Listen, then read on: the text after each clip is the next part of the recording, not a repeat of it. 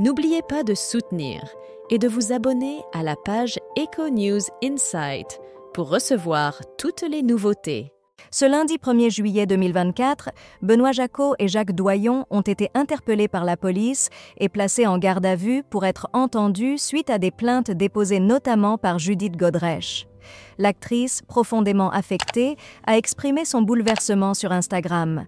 Le 8 février 2024, Judith Godrèche s'est rendue au commissariat de police pour déposer plainte contre le réalisateur Benoît Jacquot, l'accusant de mauvais traitements physiques remontant à sa minorité. Son témoignage a incité d'autres, comme Isilde Lebesco, à s'exprimer également, entraînant l'ouverture d'une enquête officielle.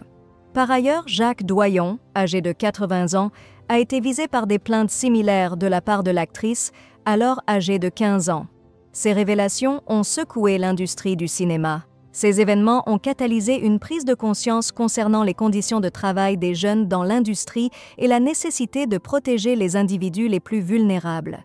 En conséquence, une commission d'enquête sur les comportements abusifs dans le secteur du cinéma, de l'audiovisuel, du spectacle vivant, de la mode et de la publicité avait été mise en place, mais elle a été interrompue par la dissolution de l'Assemblée nationale par le président Emmanuel Macron. Malgré les difficultés, l'enquête progresse suite aux déclarations de Judith Godrèche. Le lundi 1er juillet 2024, les réalisateurs Benoît Jacquot et Jacques Doyon ont été placés en garde à vue et interrogés par la Brigade de protection des mineurs, comme l'a rapporté Le Parisien. Cette mesure a été contestée par leurs avocates, Mai Julia Minkowski et Marie Dossé. La garde à vue constitue une étape importante pour rassembler témoignages et preuves afin de clarifier ces affaires. Judith Godrèche a exprimé son choc face à ces événements.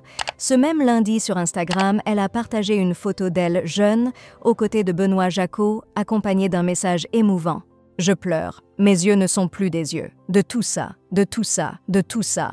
Je ne sais pas si j'aurai la force, mais je l'aurai. Je l'aurai, je l'aurai. La force. Pour elle. » Un message qui témoigne de son engagement à lutter pour la justice.